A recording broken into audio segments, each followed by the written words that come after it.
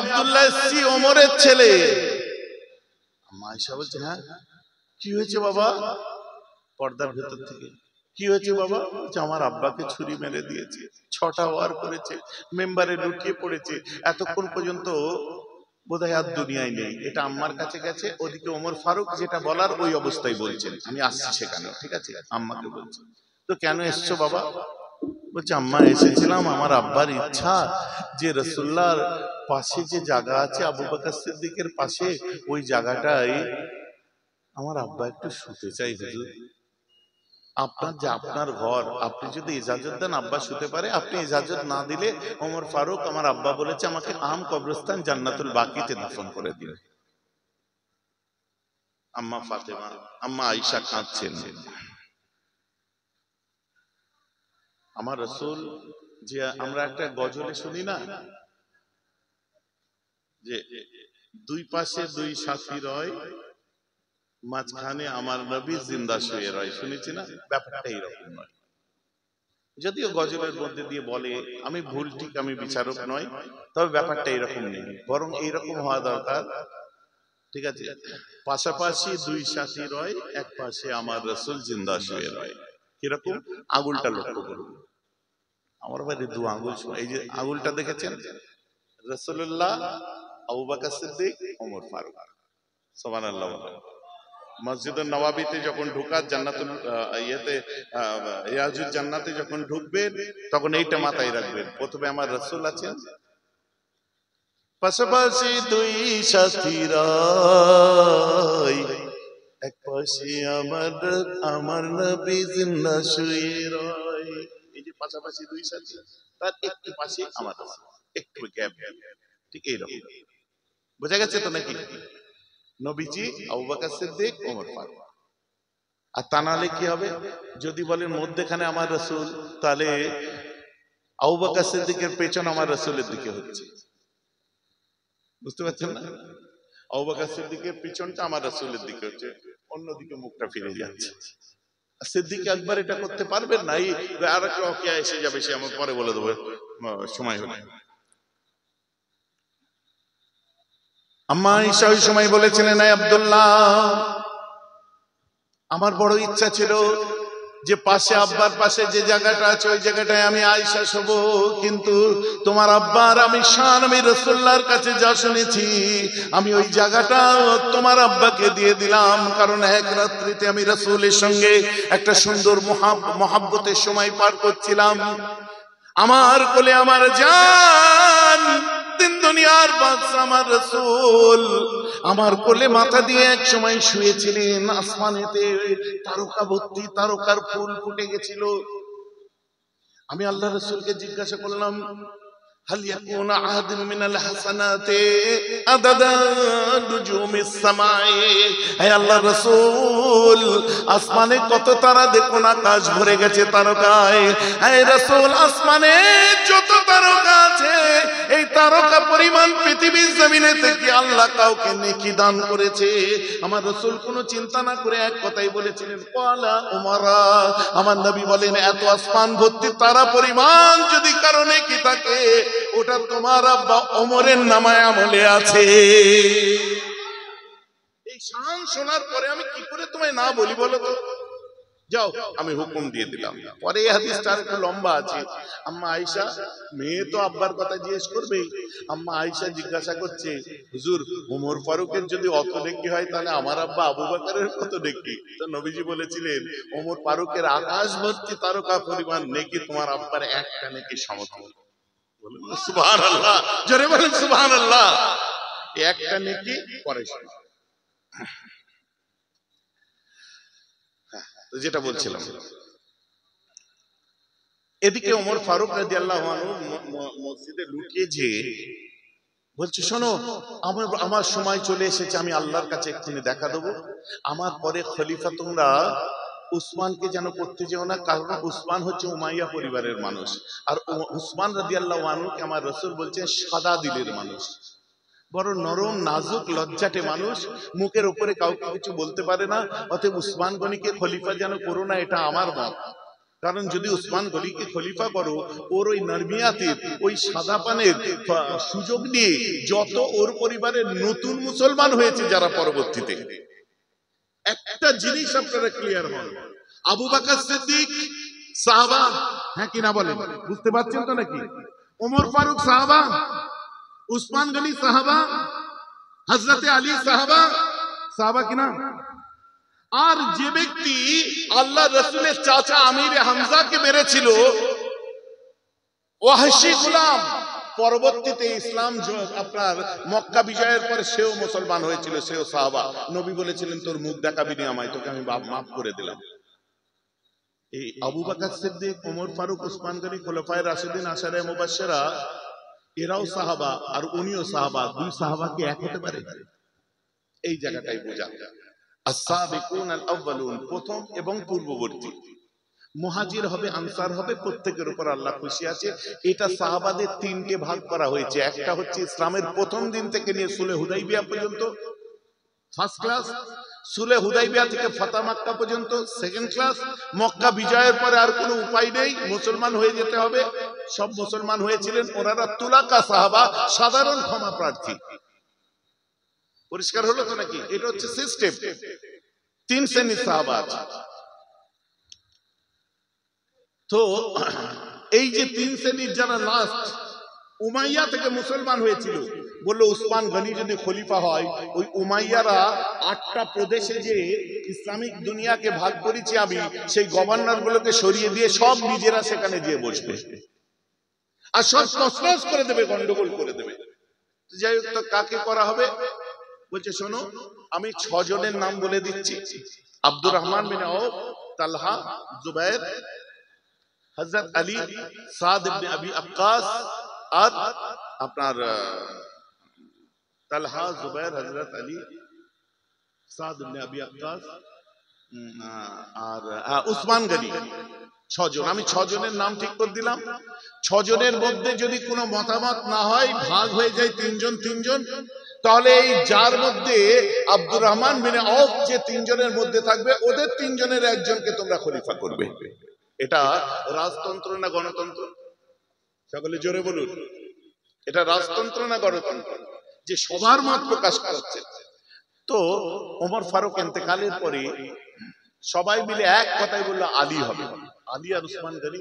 শোনেন, আব্দুর রহমান বিন আউফ নমিনেশন তুলে দিলেন, আমি হব না, হাত তুলে দিলেন। তালহা তুলে দিলেন, জুবাইর তুলে দিলেন, সাদ ইবনে আবি আক্কাস তুলে দিলেন। বাকি রইল কি? উসমান গনি আর আলী। দুজনের মধ্যে সবাই বলল আলী হওয়ার যোগ্য। কিন্তু ওমর ফারুকের শাহাদাতের খবর পেয়ে, ওই সময় হজের মৌসুম চলছিল, মক্কা থেকে বহু মানুষ মদিনায় ওমর ফারুকের জন্য এসেছিলেন। বুঝা যাচ্ছে? ওই হাজিরা সব এক জায়গায় মুসলমান, এক জায়গায় হয়ে বললো উসমান গনি হবে। দেখুন, এক্ষেত্রে হযরত আলীর কথা আর চললো না, উসমান গনি খলিফা হয়ে গেলেন। এটা কি ভোটাভুটি, সবাইয়ের মত। এটা কি গণতন্ত্র বলে ইসলামে? জোরে বলেন সুবহানাল্লাহ। যারা বলে ইসলাম তো এক নায়কতন্ত্রে বিশ্বাসী না, ইসলামের প্রত্যেকটা খলিফা, আর যারা স্টুডেন্ট আছেন তাদের মাথায় ঢুকবে ভালো করে, ইসলামের প্রতিটি পদক্ষেপের মধ্যে গণতন্ত্র আছে, ডেমোক্রেসি, জমহুরিয়ত আছে। এবার আসুন, উসমান গনি খলিফা হলেন, তার হাতে আব্দুর রহমান বিন আউফ হাত দিলেন। দ্বিতীয় নম্বরে যিনি হাত দিয়েছিলেন, বায়াত হলেন, তার নাম হলো হযরত আলী। জোরে বলেন না সুবহানাল্লাহ। এখানেও আর শিয়ারা বলতে পারবে না যে উসমান আলীর হক মেরে নিয়েছে। উসমান গনি গভর্নর হয়ে যাওয়ার ঠিক 6 মাস পর, 6 মাস পরে ওনার হাতের আংটি রাসূলুল্লাহ যেটা দিয়েছিলেন ওটা হারিয়ে ফেললেন। ব্যাস, আরম্ভ হয়ে গেল। যত সব উমাইয়ারা, যেটা ওমর ফারুক ভয় করেছিলেন, এই উমাইয়ারা সব জায়গা ঘিরে দিলেন, সব জায়গায় নিজেরা আপনার বসে গেল। আমিরে মাবিয়া, উনিও উমাইয়া ছিলেন, উনিও বসলেন, সব বসলেন। যেহেতু উসমান গনি ওই ঘরানার ছিল, হাশেমি নয়, উমাইয়াদের বাড়ির, আগে ক্লিয়ার করেছি। সব জায়গায় বসে যাওয়ার পরে দেখা যাচ্ছে মিশরের যে গভর্নর ছিল, সে বড় জালেম, মানুষকে অত্যাচার করতো, মারতো, এমন কিছু অন্যায় অত্যাচারে ডুবে থাকতো। সেটা উসমান গনিকে এসে যখন বলল, উসমান গনি কি করলো? গভর্নর চেঞ্জ করে দিল। যে আবু বকর সিদ্দিকের ছেলে মোহাম্মদ ইবনে আবু বকরকে বলল, যাও তুমি মিশরের গভর্নর হবে, বলে পাঠিয়ে দিল। পাঠিয়ে দেওয়ার পরে এনারা ঠিক মিশর পৌঁছাবে, দেখছে একটা কালো গোলাম একটা ঘোড়ায় করে স্পিডে যাচ্ছে। কি ব্যাপার? ওকে তেড়ে ধরলো, একদম কাছাকাছি চলে গেছিল, আর হয়তো এক বেলা চললে পৌঁছে যেত। তাকে রাতের অন্ধকারে ধরলো, ধরার পরে তার সার্চ করে একটা চিঠি বার হলো। সেই চিঠিতে লেখা আছে যে আবু বকরের ছেলে মোহাম্মদ মিশরের গভর্নর চেঞ্জ হয়েছে, চেঞ্জ হয়ে ইনি গভর্নর হবে, ও মিশরে ঢোকা মাত্রই ওকে মার্ডার করে দাও। নিচে সইকার, স্ট্যাম্প তো তখন সই তো নয়, স্ট্যাম্প কার, স্ট্যাম্প দেখা যাচ্ছে উসমান গনি। মোহাম্মদ বিন আবু বকর ফিরে আসলেন, ফিরে এসে একদম সোজা উসমান গনির ঘরে ঢুকবে। এইখানে একটা টুইস্ট আছে, দেখুন। ইসলামের সব থেকে বড় শত্রু হচ্ছে মুনাফিকরা, আর এই মুনাফিকদের যিনি নাম করা ব্যক্তি ছিল আব্দুল্লাহ ইবনে সাবা। আব্দুল্লাহ ইবনে সাবার তিনজন লোক ওখানে দাঁড়িয়েছিল উসমান গনিকে মারার জন্য। এদের কাজই ছিল খলিফা মারবো। পরে হযরত আলীকেও মেরেছে এরা, বুঝতে পেরেছেন? তো দাঁড়িয়েছে মোহাম্মদ বিন আবু বকর, রাত্রে ঘরে ঢুকতে গেছে। এরা বলছে এখানে কি করছো? বলছে আমি উসমান গনিকে মারতে এসেছি। এরা তিনজন বলছে আমিও তো মারতে এসেছি। ঘরে আবু বকর সিদ্দিকের ছেলে, এরা পাঁচিল টপকে ঢুকেছে তিনজন। ঢোকার পরে সুজা যে মোহাম্মদ বিন আবু বকর উসমান গনির দাড়ি মোবারক গলা সমেত ধরেছে, ধরে বলছে আপনি এত বড় গাদ্দার। আর উসমান গনি তখন কোরআন তেলাওয়াত করেছে, ওই সূরা বাকারা পড়ছিলেন, বুঝলেন? কোরআন তেলাওয়াত করছেন। কারণ উসমান গনি এখনই আবু বকর সিদ্দিকের ছেলেকে বলছে বাপ ছেড়ে দে। বলছে আপনি আমাকে মারতে পাঠিয়েছেন, আপনার সিল এই দেখুন চিঠি, আর চিঠি আমি হযরত আলীর কাছে দিয়েছি। উসমান গনি বলছে খোদার কসম বলছে আমি পাঠাইনি। বলেন না সুবহানাল্লাহ। তো মোহাম্মদ বিন আবু বকর ভালো করে জানতেন একটা সাধারণ মানুষ কসমকে চেনে, যে খোদাকে চেনে, রাসূলকে চেনে। উসমান গনি কসম খেয়েছে, সঙ্গে সঙ্গে ছেড়ে দিয়ে দাঁড়িয়ে গেছে। তাই বলছে হ্যাঁ আপনি পাঠান নেই। চোখ ভরা পানি নিয়ে বলছি শোনো, গত রাত্রে আমি আল্লাহর রাসূলকে স্বপ্ন দেখেছি। আমার রাসূল ওমর ফারুক আবু বকর সিদ্দিক ইফতার সাজিয়ে বসে আছে, আর আমাকে বলছে উসমান চলে আয়, তোর জন্য ইফতার নিয়ে অপেক্ষা করছি আমরা। আর তুমি আমার দাড়িটা ধরলে, এই দৃশ্য যদি তোমার আব্বা আবু বকর একবার দেখে ফেলতো, তাহলে আমার আবু বকর হয়তো বড় কষ্ট পেত।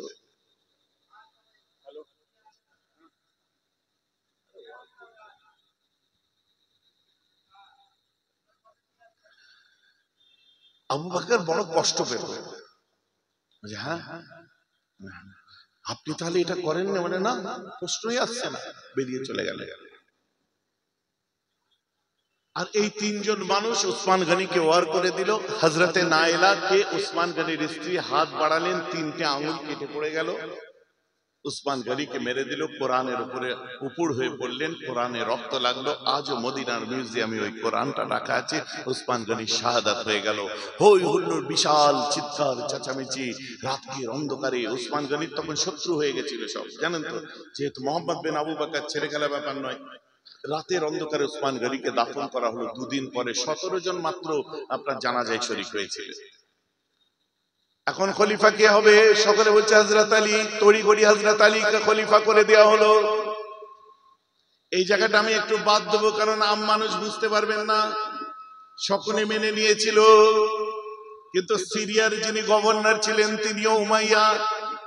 আপনারা বিচারক সাজবেন না, ঘটনাটা বলছি, বিচার আল্লাহর হাতে। আমরা সাহাবাদের সবাইকে মাথার তাজ মনে করি, সুবহানাল্লাহ বলে। বিচারক সাজবেন না। সিরিয়ার গভর্নর আমিরে মাবিয়া বলল আলীকে খলিফা হিসেবে মানতে পারবো না, আগে আপনার উসমান হত্যার বিচার হোক, তারপরে খলিফা হোক। আমিরে মাবিয়া বলছে এখন উসমান হত্যার বিচার হবে, তার সাক্ষী কে? মোহাম্মদ ইবনে আবু বকর। তো হযরত আলী খলিফা হওয়ার পর মোহাম্মদ বিন আবু বকর, আবু বকর সিদ্দিকের ছেলেকে ওই মিশরে খলিফা করে পাঠিয়ে দিলেন, তাকে চেঞ্জ করে দিল, গভর্নর করে পাঠালেন। দেখা যাচ্ছে দুদিন পরে এই উমাইয়ারা,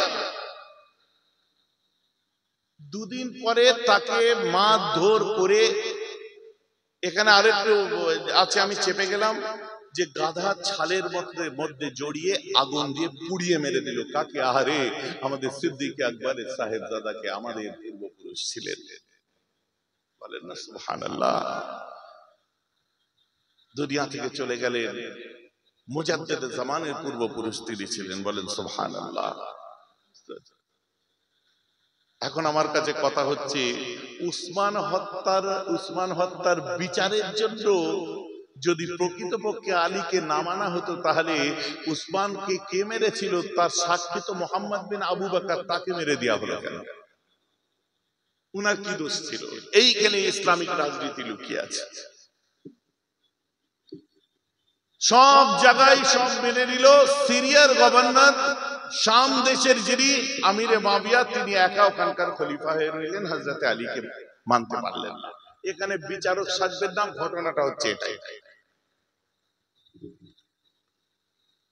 তারপরে একদিন হযরতে আলী রাদিয়াল্লাহু আনহুকে মেরে দেওয়া হলো। ভোরবেলায় ফজরের ওয়াক্তে নামাজ নামাজ সালাত সালাত বলে আওয়াজ দিয়ে দিয়ে আসছে। মসজিদের পিছনে লুকিয়ে ছিল ওই সাবাই, আব্দুল্লাহ ইবনে সাবার লোক, হঠাৎ খঞ্জর বার করে পিছন দিক থেকে হযরত আলীকে মেরে দিল। আলী শাহাদাত হয়ে গেল। এখন একছত্র খলিফা হয়ে গেল আমিরে মাবিয়া। আমিরে মাবিয়া রাদিয়াল্লাহু আনহুর শেষ দিকটা ঠিক এমন ছিল, আমিরে মাবিয়ার শেষ দিকটা ঠিক এমন ছিল যে উনি এবারে চতুর্দিকে বায়াত দিতে আরম্ভ করলেন। কি? আমার পরে তোমরা খলিফা হিসেবে আমার ছেলেকে মেনে নেবে, বায়াত নাও, আমাকে অঙ্গীকারবদ্ধ হও। উনার জায়গায় ওনার ছেলেকে বসাতে চাইলেন। দীর্ঘদিন ধরে খেলাফত চালাবার পরে আমিরে মাবিয়া দুনিয়া থেকে বিদায় দিল। খলিফা কে হবে?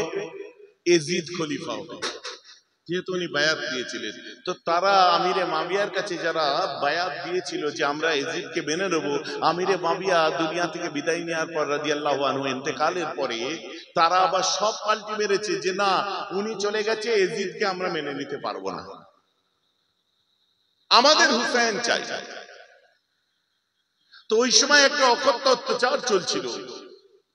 সব জায়গার মানুষ এজিদকে মেনে নিয়েছিল, কিন্তু মক্কা মদিনা মানেনি। যার জন্য মদিনা আক্রমণ হয়েছিল। হযরতে ইমাম হুসাইন মদিনা থেকে হযরতে জুবাইর, হযরতে তালহা পরিবার সহ তারা সব মক্কায় পালিয়ে গেছিলেন। মদিনা আক্রমণ করে দিয়েছিল। মদিনার মসজিদেতে এইসব শুনলে তো মাথা গরম হয়ে যাবে আপনাদের। ঘোড়া, উট, বকরি বাঁধা হয়েছিল মসজিদুন নববীতে।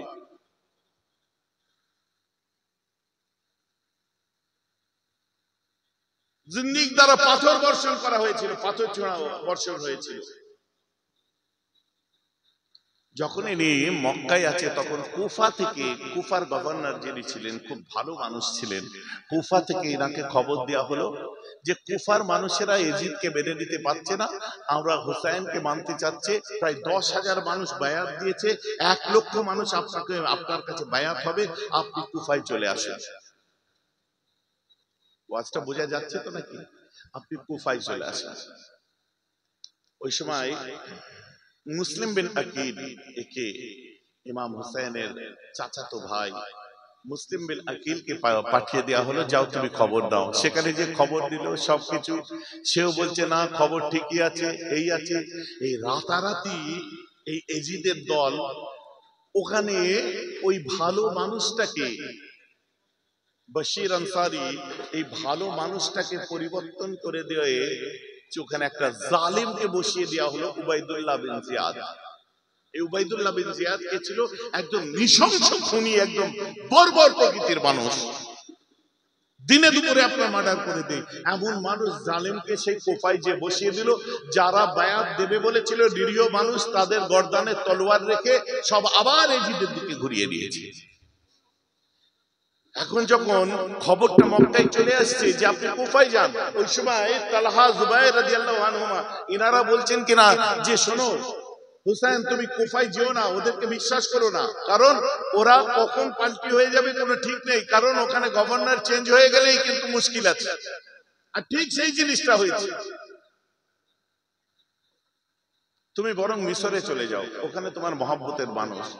ইমাম হুসাইন বলছেন যারা আমাকে চাইছে আমি সেখানেই যাই না, ওরা তো মিশর তো আমাকে চাইনি, যাই। উনি রাস্তায় বার হয়ে গেছে, যে রাস্তায় যখন মক্কা থেকে বার হয়েছে, বার হওয়ার পরে একটা জায়গায় খেমা লাগাতে যাচ্ছে, জাইনুল আবেদিন কে বলছে ছেলেকে, বেটা জাইনুল আবেদিন खेमा बाद में लगाना, पहले पता करो ये जमीन किसकी है। বলছে আব্বু আমি যখন মক্কা থেকে বার হয়েছি, রাত কাটিয়েছি, যেখানে পেরেছি সেখানে তাঁবু লাগিয়েছি আব্বা, আর আপনি আজকে জিজ্ঞাসা করতে বলছেন, এখন বলছেন জমিন কার, কি কারণ কি, এর পিছনে মাজরা কি? সঙ্গে সঙ্গে বলে কিনা, বেটা যেখানে কবর হয় ওই জায়গাটার ইজাজত নিতে হয়। আব্বু কি বলছেন আপনি, কবর হয়? যে হ্যাঁ বেটা, আজকে কোন দিন? আজকে লাইলাতুল আশুর, 9 মুহররম রাত, নানা পয়গম্বরের খুশখবরি, কালকে আমার শাহাদাত হয়ে যাবে গো, কাল আমার শাহাদাত হয়ে যাবে। কোন ছেলে যদি বাপের মৃত্যু মার্ডার হবে কাল এই খবরটা পেয়ে যায়, সেই সন্তান ঠিক থাকতে পারবে? সঙ্গে সঙ্গে জাইনুল আবেদিন হাতটাকে দিয়ে বুকে চাপতে আরম্ভ করে। উফ, হাতটা ইমামে হোসেন ধরে নিয়ে বলেছিলেন, বাবু হ্যাঁ পিট না করো, জাজা ফাজা মত করো, বুক চাপিও না। আজকে যারা বুক চাপড়ায় একটা দলিল তাদের আছে এই যে ইমাম জাইনুল আবেদিনের দিকে, কিন্তু আমরা কেন চাপড়াই না?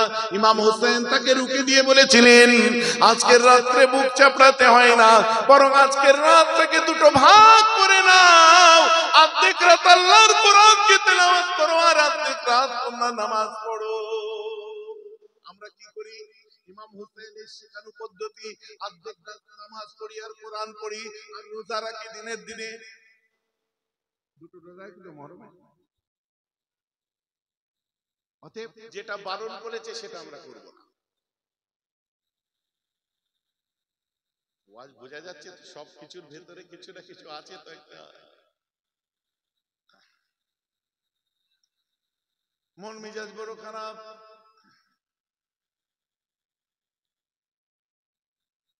যে যখন যে কারবালায় যে যখন খেমা লাগিয়ে দিয়েছে, তো ইমামে হোসেন দাওয়াত অনুযায়ী ঠিক এগোচ্ছিলেন। তার একটু আগে খবর এসে যাচ্ছে মুসলিম বিন আকিল ওনার চাচাতো ভাইকে মার্ডার করে দেওয়া হয়েছে, ওনার চাচাতো ভাইকে মেরে দিয়েছে।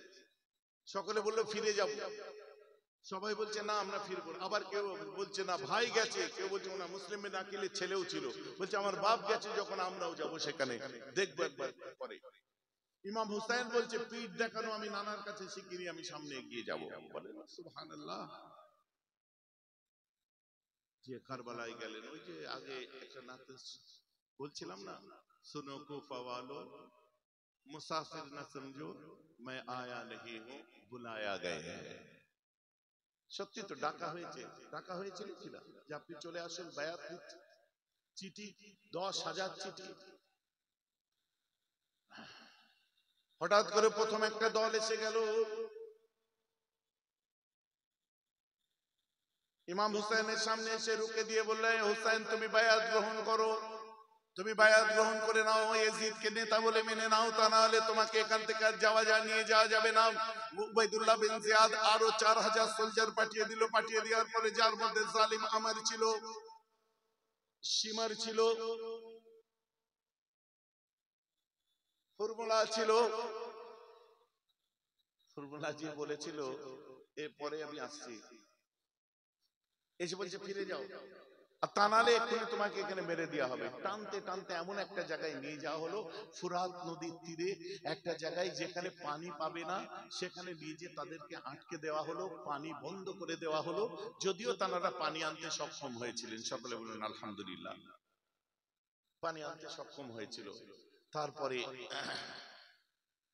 খিমার মধ্যে ইমাম হুসাইন আছে, সৈয়দা জাইনাব আছে, কে ইমাম হুসাইনের বোন, আম্মা ফাতিমার মেয়ে, খাতুনে জান্নাতের মেয়ে শাহরবানু আছে, ইমাম হুসাইনের স্ত্রী হযরতে আলী আকবর আছে, হযরতে আলী আসগর আছে, বোনের বাচ্চা 6 মাসের বাচ্চা হযরতে সাকিনা আছে, আর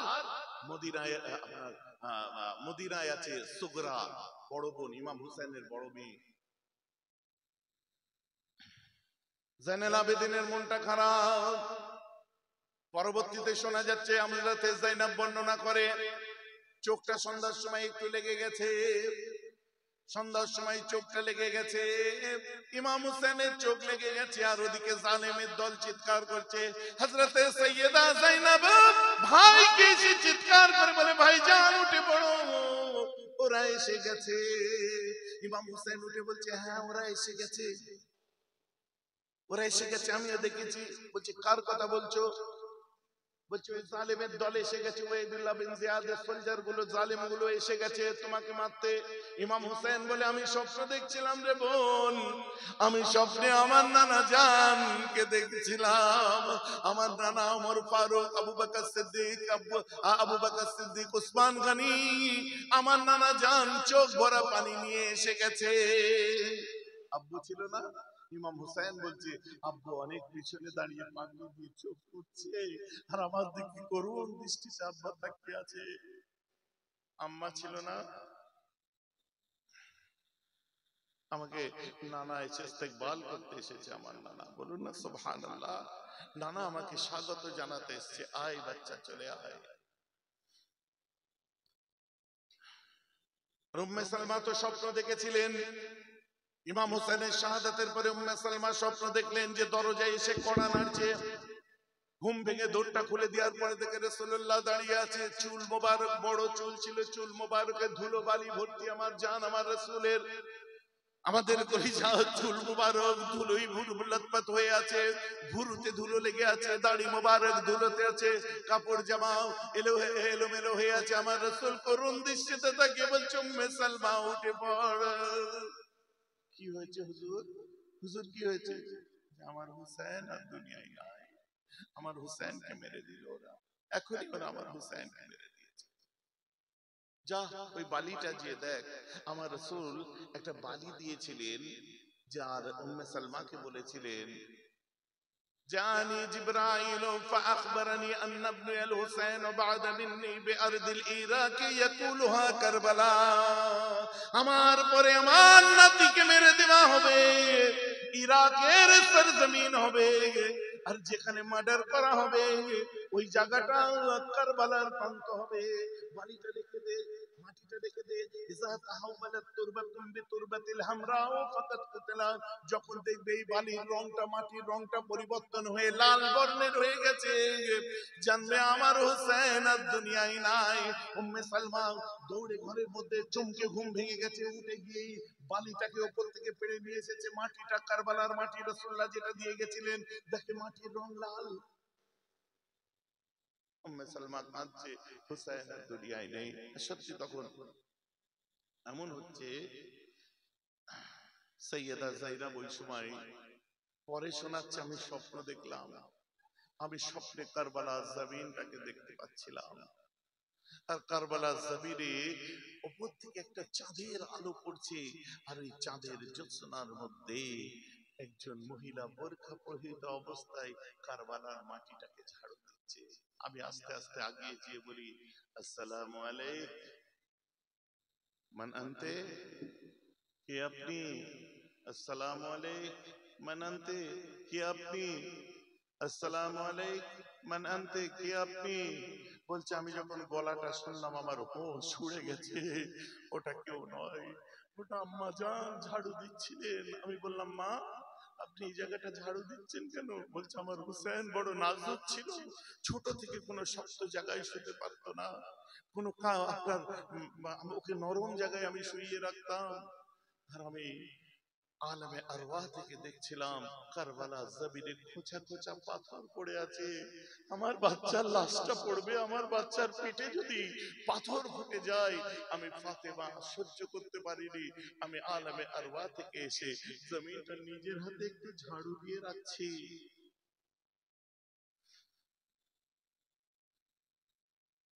বড় করুণ অবস্থা।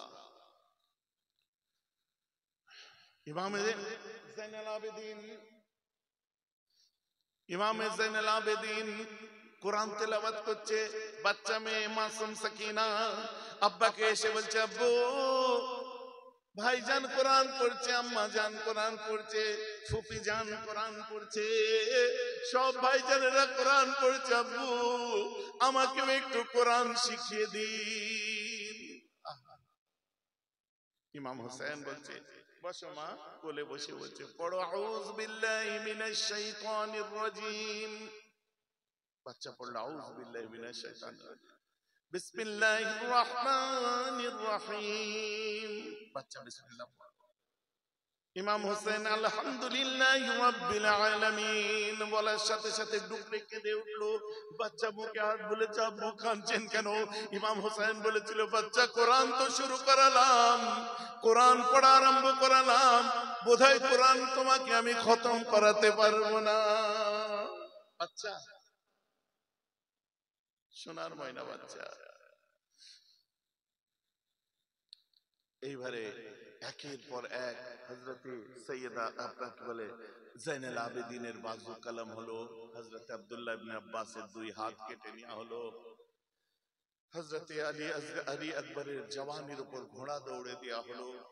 হযরতে আলী আসগর পানি চাইছিল যে ভাইজান, ইমাম হযরতে জাইনুল আবেদিন কে বলল জাইনুল আবেদিন বাচ্চাটা দুধ পাচ্ছে না, আমার ভাগনা তোমার ফুপি জানের ছেলে আলী আসগর 6 মাসের বাচ্চা দুধ পাচ্ছে না, যাও না একটু ওদেরকে বলো যে আমার আব্বা বলেছে বা আমার ভাগনা তো কোনো, আমার ভাই তো 6 মাসের বাচ্চা কোনো দোষ করেনি, ওকে একটু পানি যে দেবে, আব্বা বলেছে কিয়ামতের দিনে হাউজে কাউসার দান করবে। সকলে বলুন আমিন।